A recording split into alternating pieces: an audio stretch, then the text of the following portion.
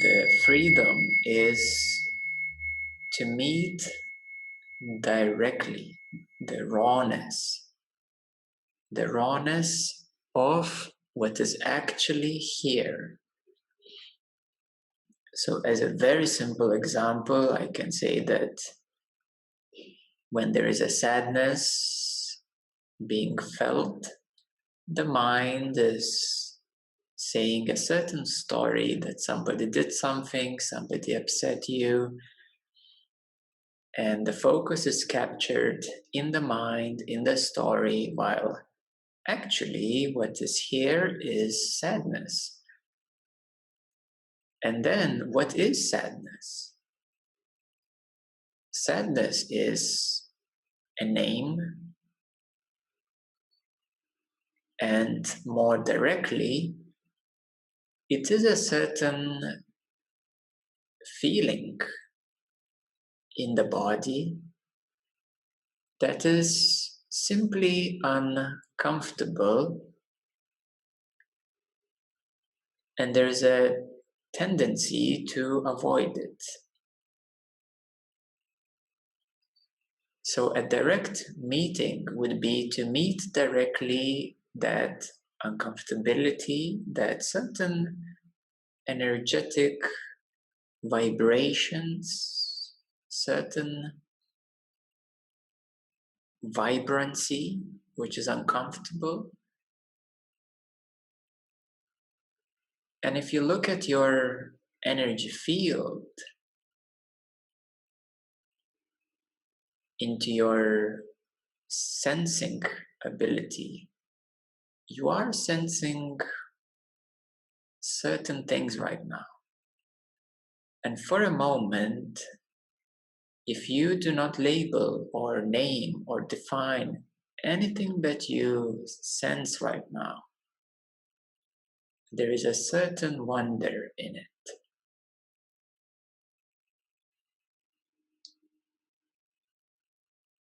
In order to do so, you shouldn't touch your thoughts. If they appear, they appear. You should not engage with neither thoughts nor feelings, not trying to change them, not trying to get rid of them, not trying to block them, to simply recognize what is here in your field. And without naming, labeling, and giving any descriptions, to simply sense and feel what it is.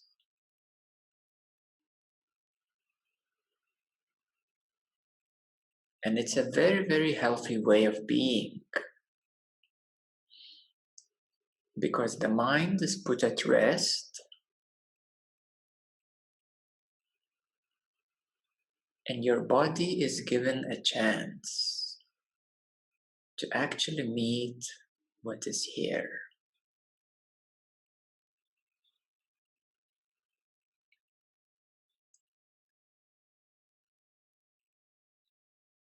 The directness is in the actual meeting.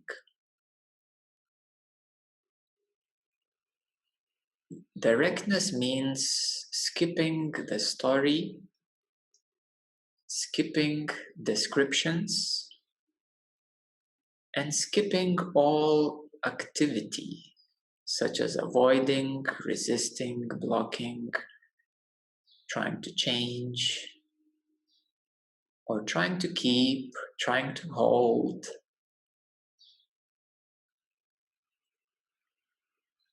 So directness means skipping all activity, skipping the action, skipping activity, and simply meeting what is already here in your field. Do not seek the truth, only cease to cherish your opinions.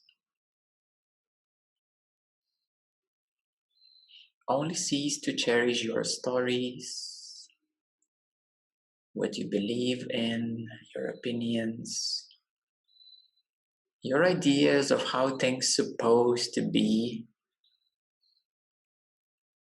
since the truth is already here, and that is the cleanliness of the present moment, the clarity, this pure container in which this dense experience is present.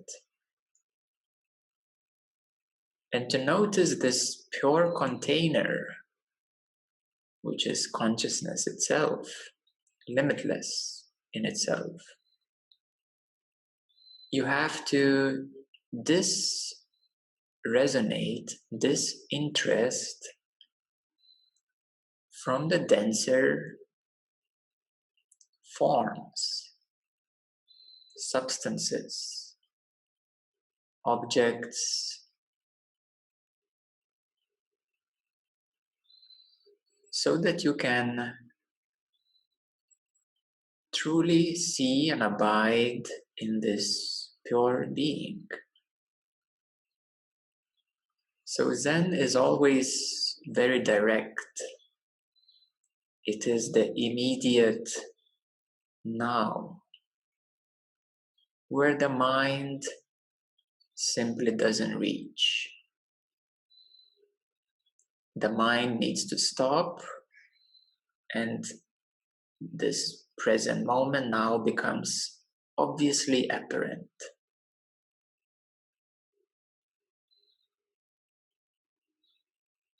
So what is obviously apparent is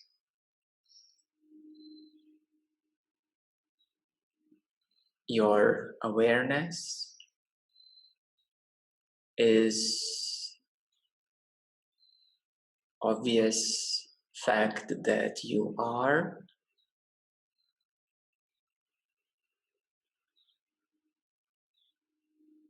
and there is nothing more to add to that.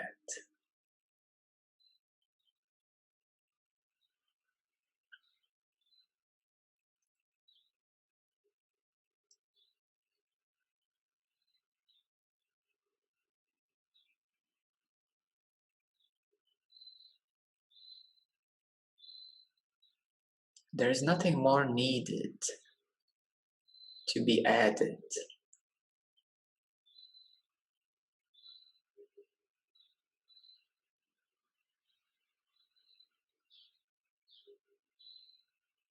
Anything more than that you add will make things heavier.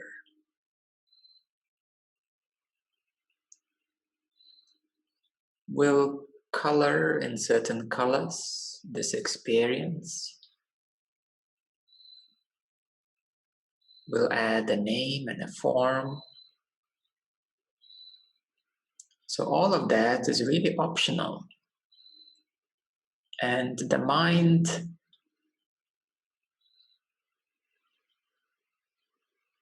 strives and enjoys in the optional things.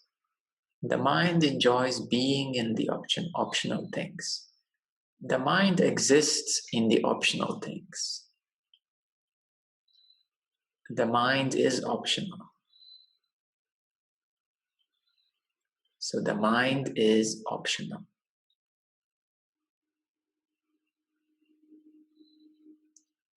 And thoughts are optional.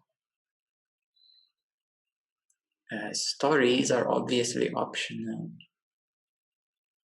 There are so many things which are optional for your pure being.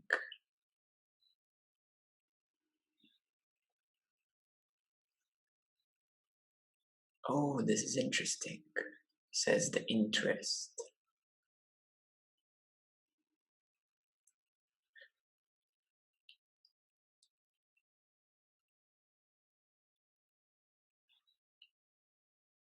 And then, what if this would happen, says the wonder?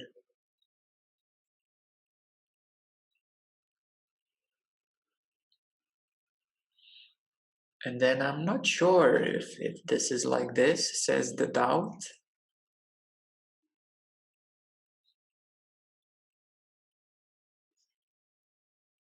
And I don't know, says the uncertainty.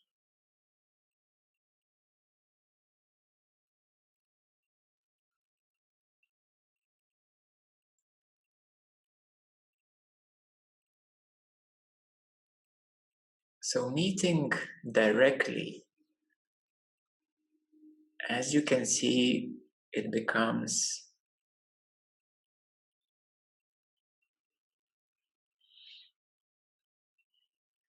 very clear what you are exactly meeting. The uncertainty, the doubt, the wondering of the mind, the interest.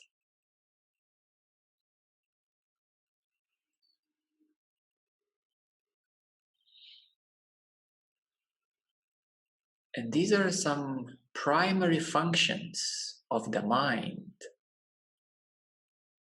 upon which all secondary functions become supported, developed. And then third functions, and then you develop a story, and then you work on that story.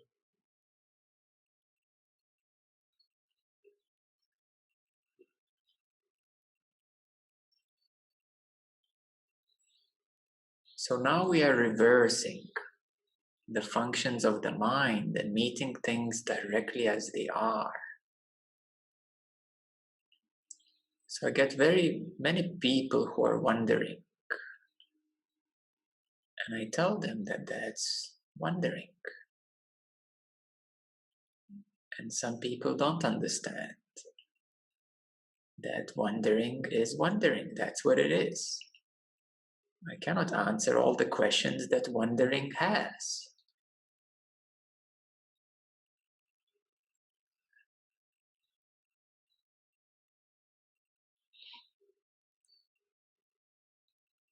So if you recognize that doubt is a doubt,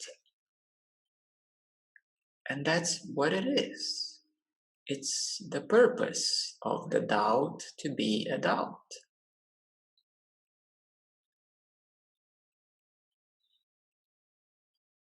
What other purpose doubt would have?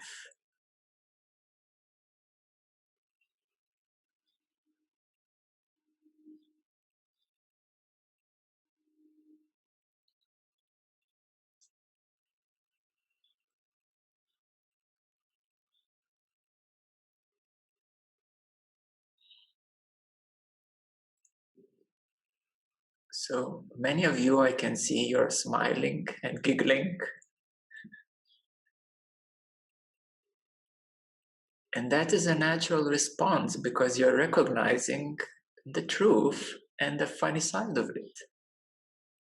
That somehow we do that as people.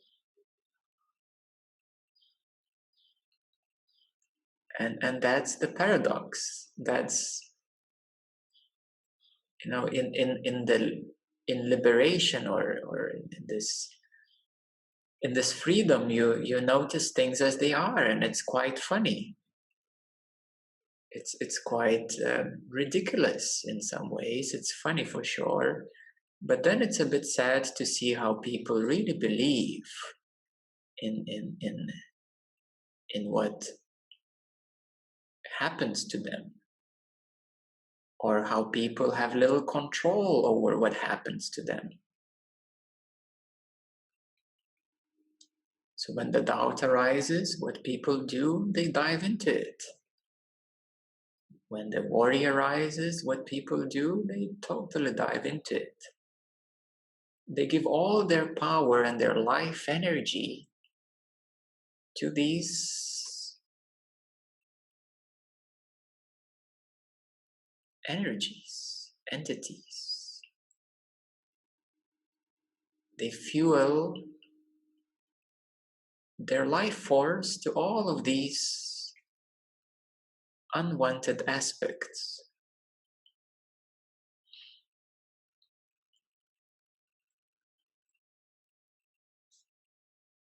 So therefore, from your complete and pure being, people willingly step into these limitations. People willingly slip on a slippery path and take the left road and swim upstream the river, and then ask why I'm struggling by swimming upstream the river. So that's the difficult truth, to see that people don't know what they're really doing, and they're willingly doing it. So therefore, we may say this is the path of self-mastery, or simply becoming really responsible for every single present moment and taking truly, you can say, charge of yourself. Because it is a lot easier to slip into worry and to submit yourself to doubts, because they're very convincing, aren't they? They are very convincing. They are they seem to be very real. You can use this phrase. It seems to be very real. It's very convincing. Yeah, you can use these phrases when you catch yourself doubting and worrying. You say, it seems to be very convincing that this anxiety or this doubt, it seems to be very real. You will recognize it feels very real. But even the feeling is a wrong assumption, because you assume that it's real. So therefore, you experience that it's real, but it's based on a wrong assumption.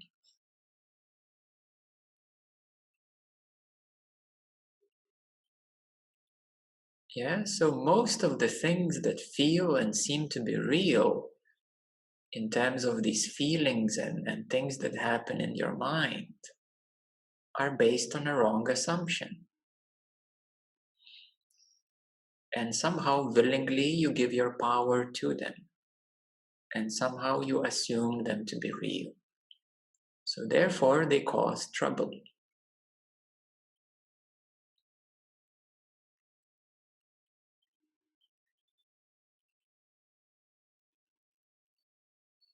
So therefore, returning this power back to yourself is the biggest gift in your life.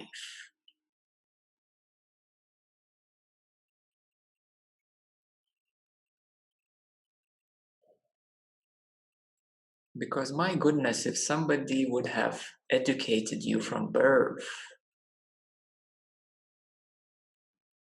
if that was a standard kindergarten and primary education, this would be already an enlightened civilization, or simply fully conscious, responsible civilization.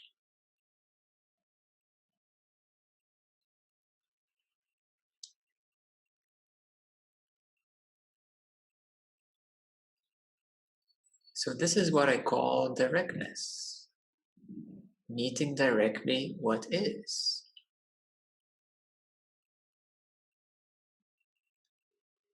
And there is a lovely story which is even more direct than a common sense would understand.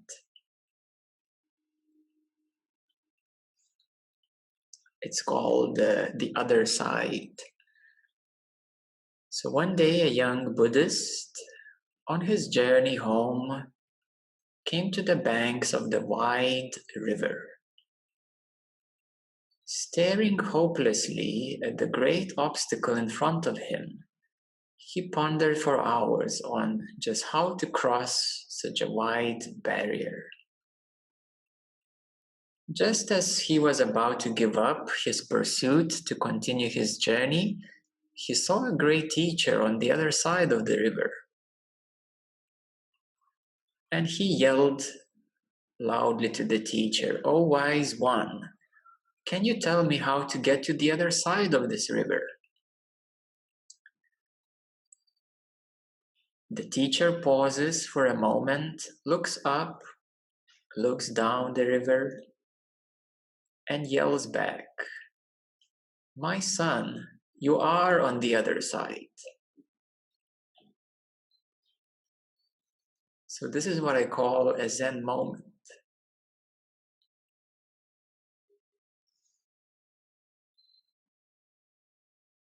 When your mind comes out of a common sense, of a common way of thinking, and realizes that the truth is more direct, it is more obvious.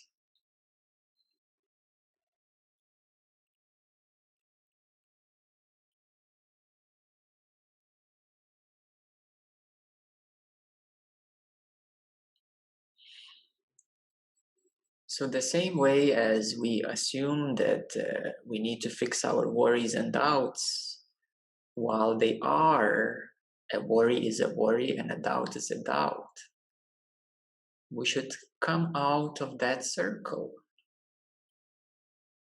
of circling round and round and round.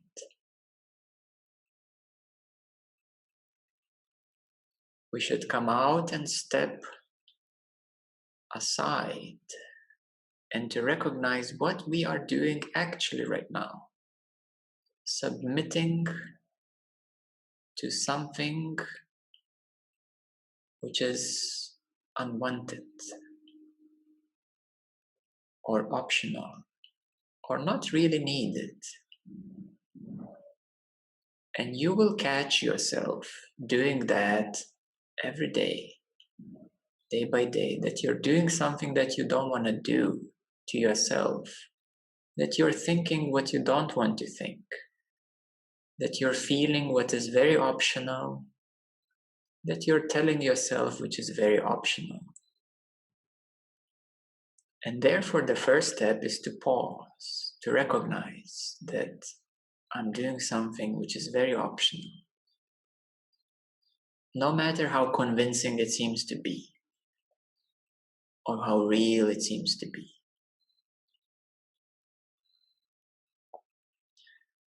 And all of these optional things are what I call the optional extras, and you're paying for them with your own life force, with your own happiness, with your own freedom.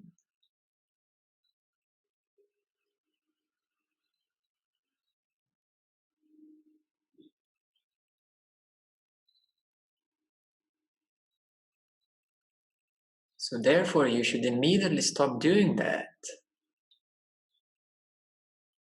Take a moment to pause, take a moment to observe. And this is why in Zen there is a practice of sitting, simply sitting. Simply sitting and watching what is here, what happens, and what is.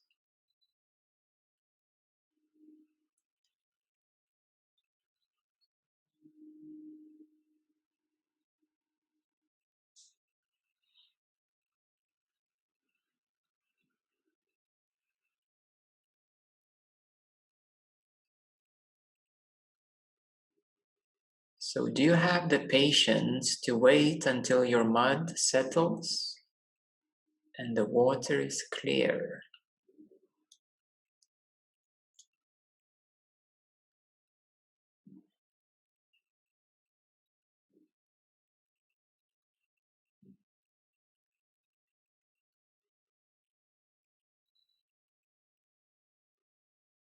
So now let's do a practice together.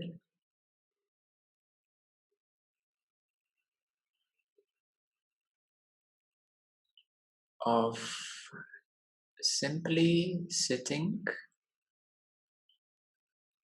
and observing what is in your field.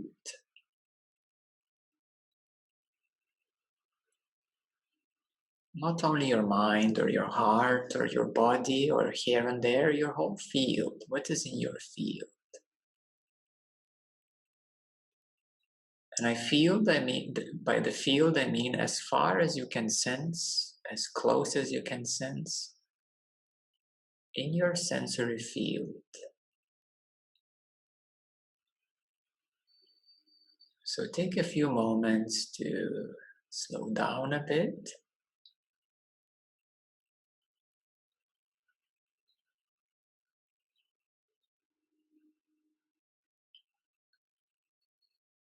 For those who are newer, you can bring your attention to your breath.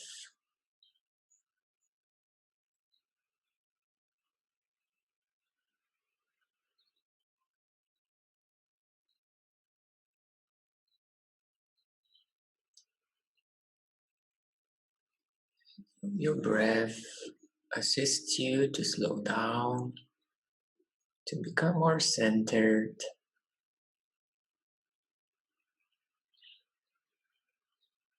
and to come out of the lower circles and cycles.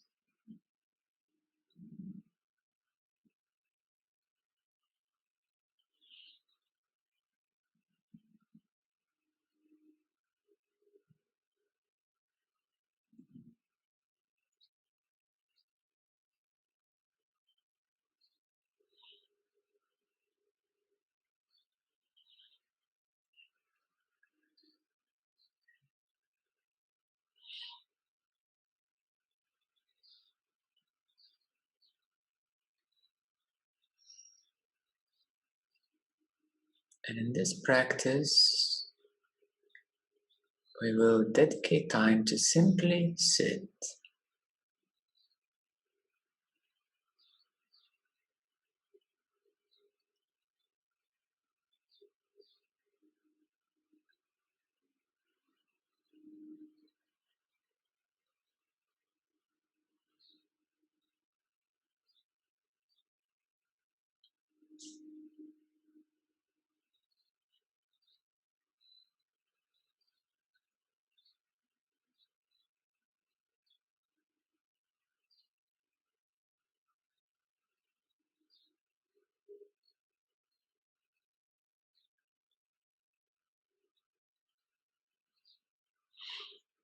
You can take time to reflect on what has been spoken,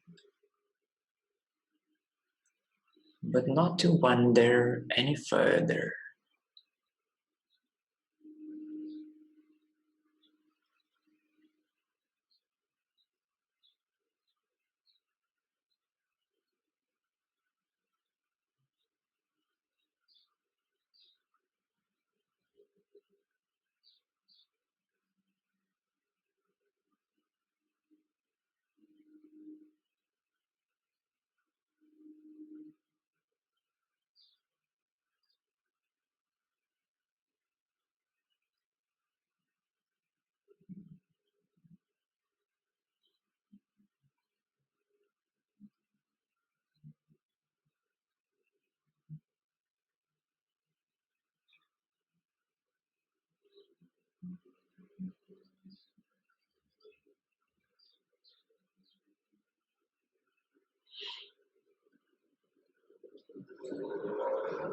And in this meeting,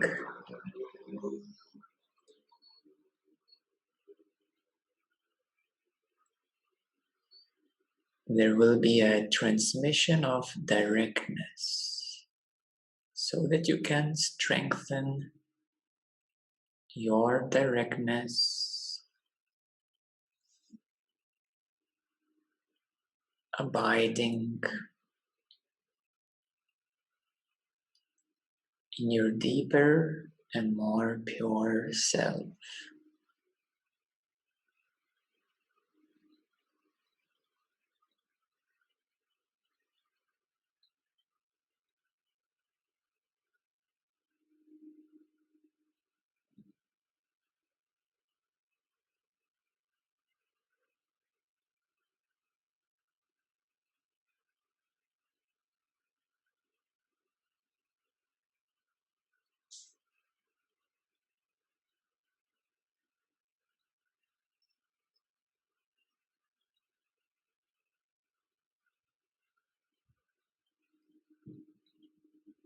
so that you can feel lighter, clearer, more open,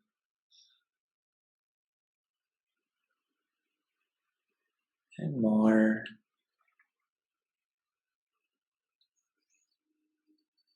direct.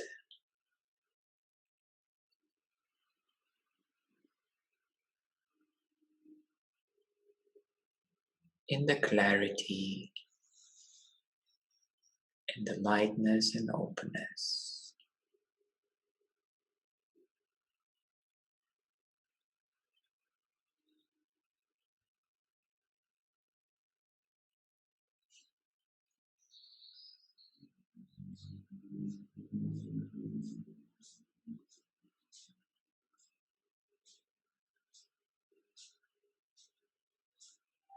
It is the sky that can see clearly the clouds within.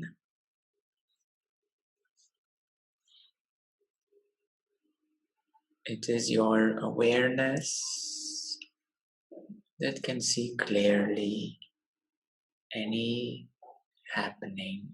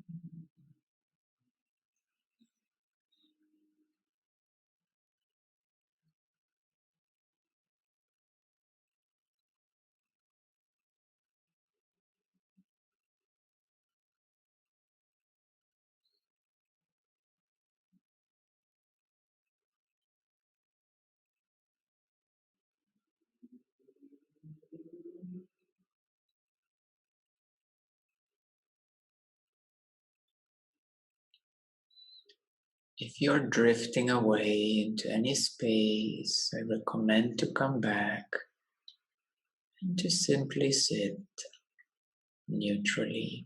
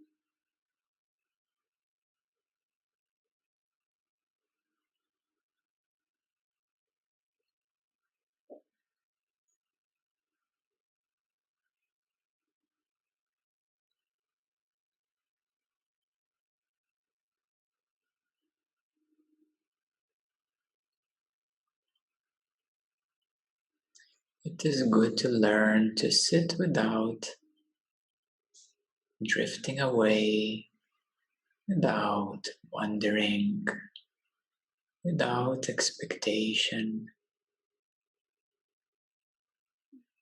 to be for the sake of being. to sit for the sake of sitting.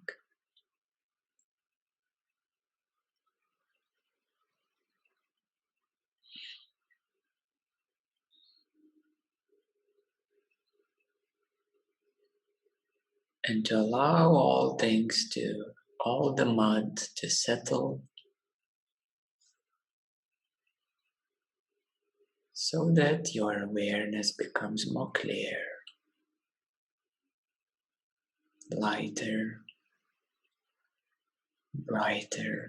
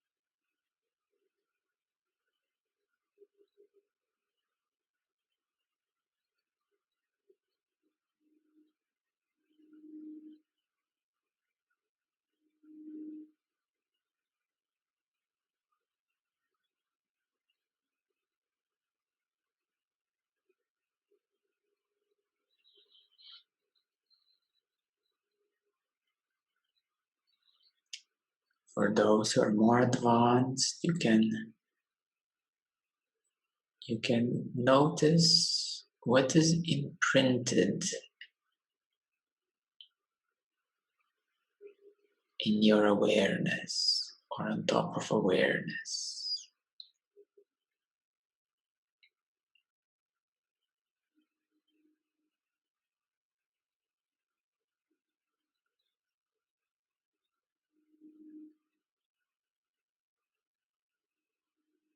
To clean and clear the imprints.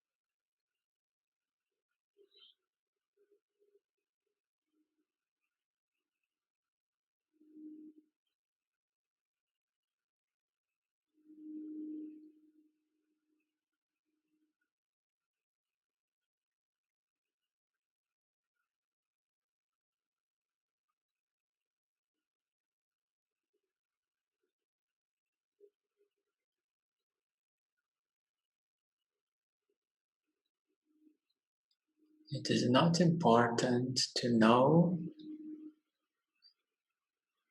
or to experience anything in particular to be aware.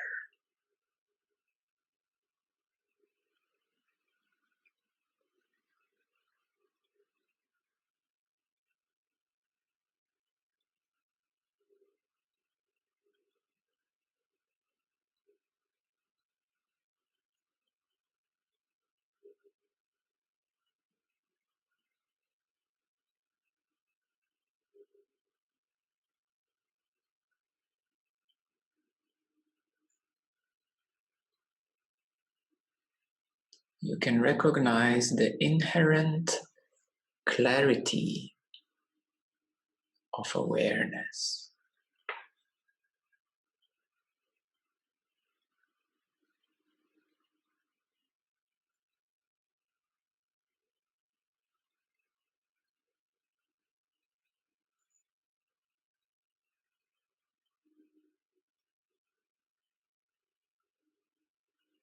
You can recognize the inherent directness of awareness.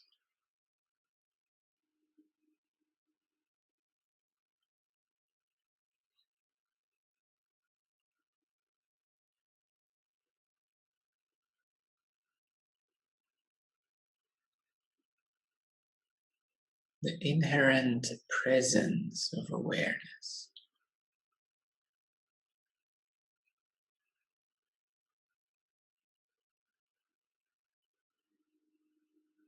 And everything else is optional.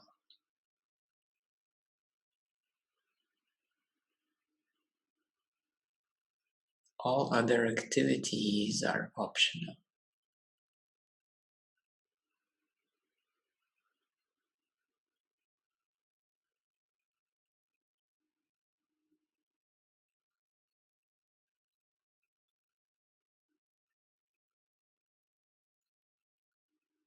Only that which brings you closer to awareness and this freedom is worth your attention.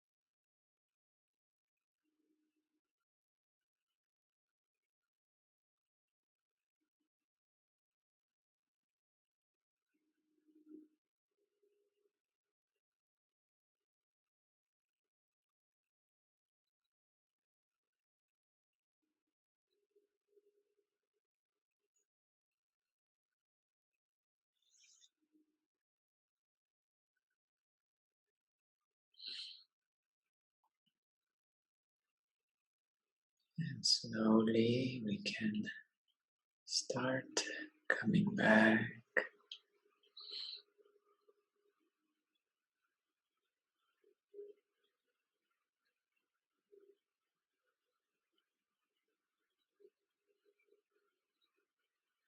Feeling that something has been cleared, something is lighter.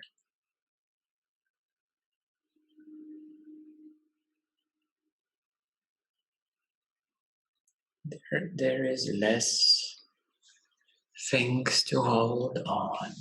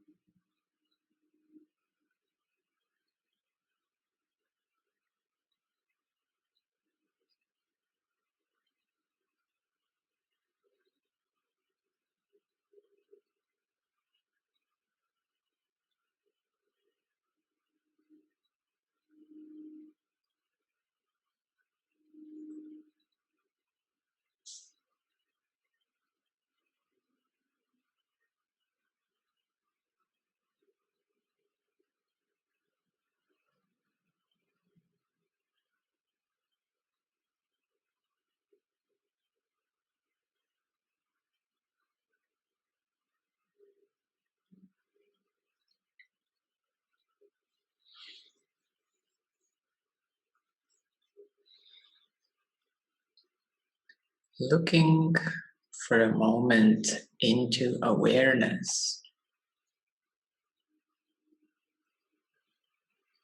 it acts as an eraser.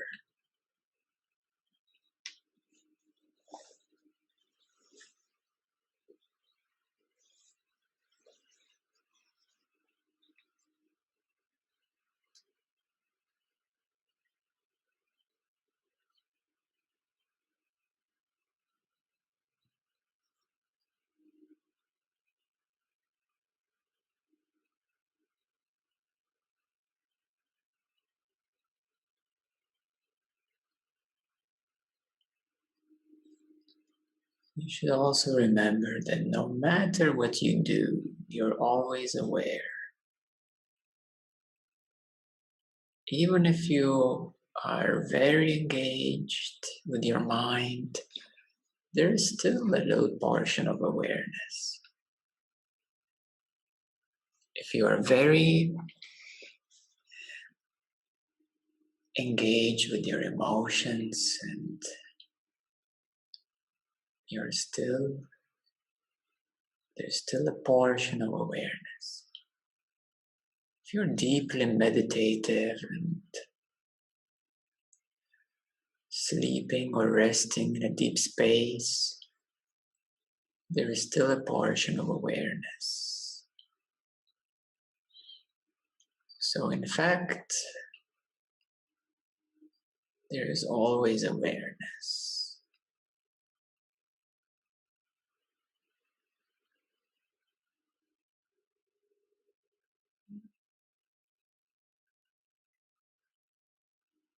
And since you you have a certain interest in your activity, no matter what it is.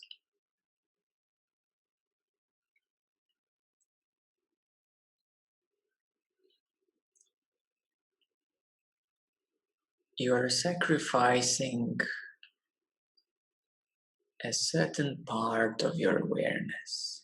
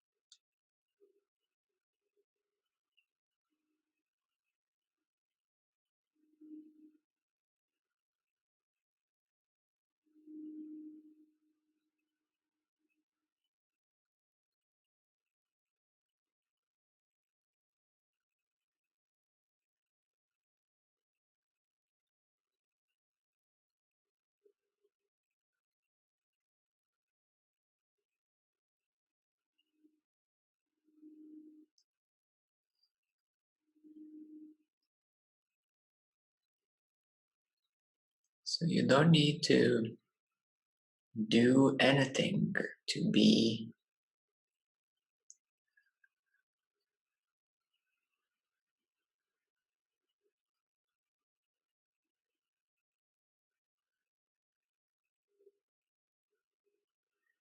You don't need to do anything to be aware.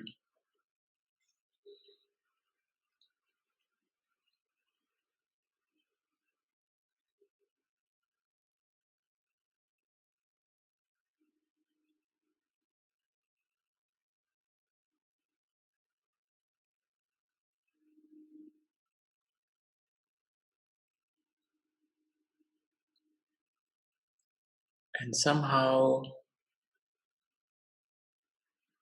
we have all given so much of ourselves to these experiences, happenings, life situations.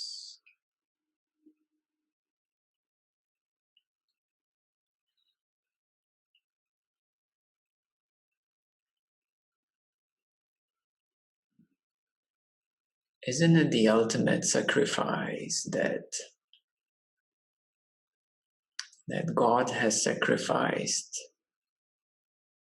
himself or herself to be human?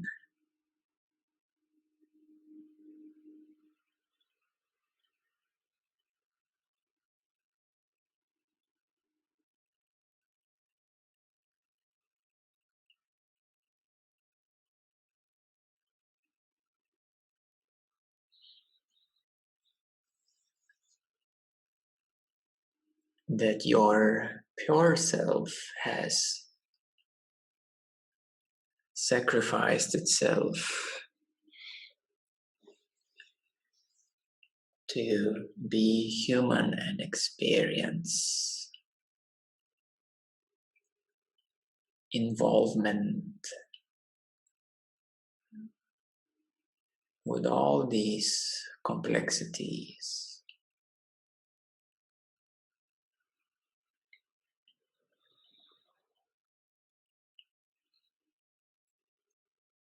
So you will notice how much involvement there is,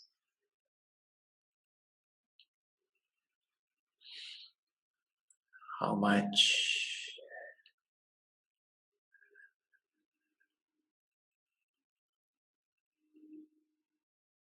interest there is in what happens, in activity and objectivity, or even in subjectivity. in the forms and shapes,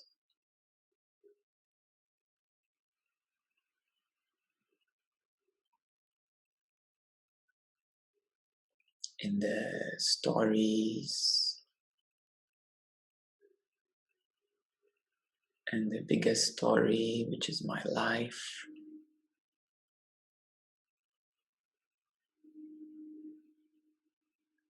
Which is a continuous story.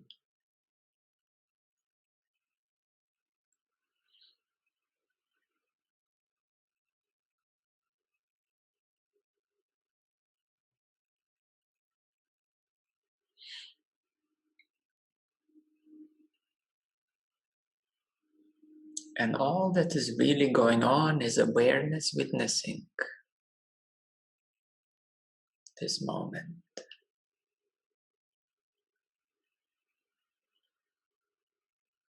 Unconditionally and purely.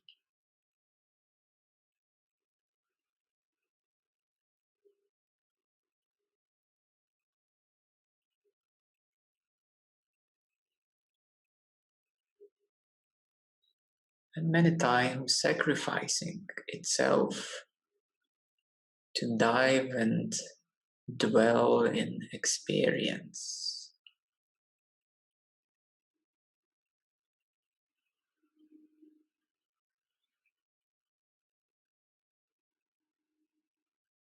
To explore what it means to be limited.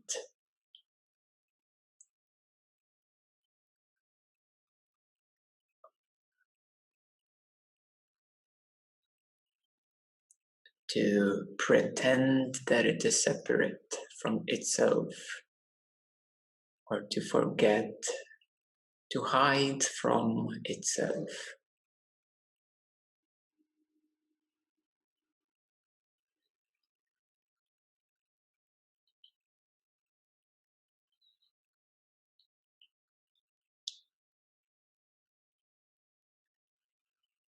There is a little joke how God can hide from itself by becoming a human.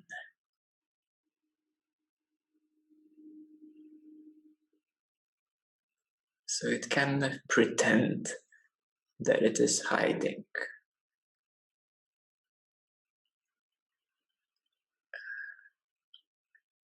So it's only pretending, assuming.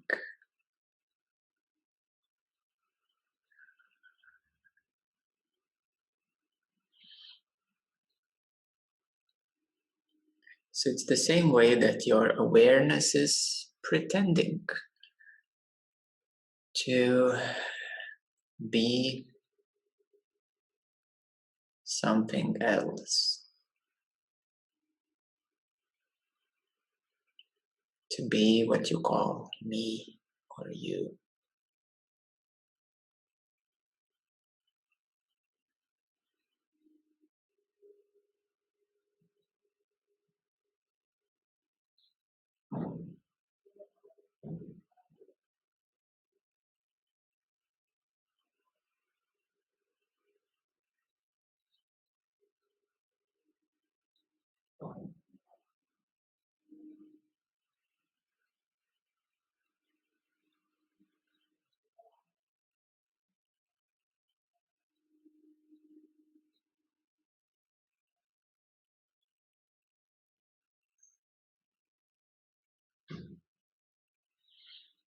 So thus my invitation is to softly wake up.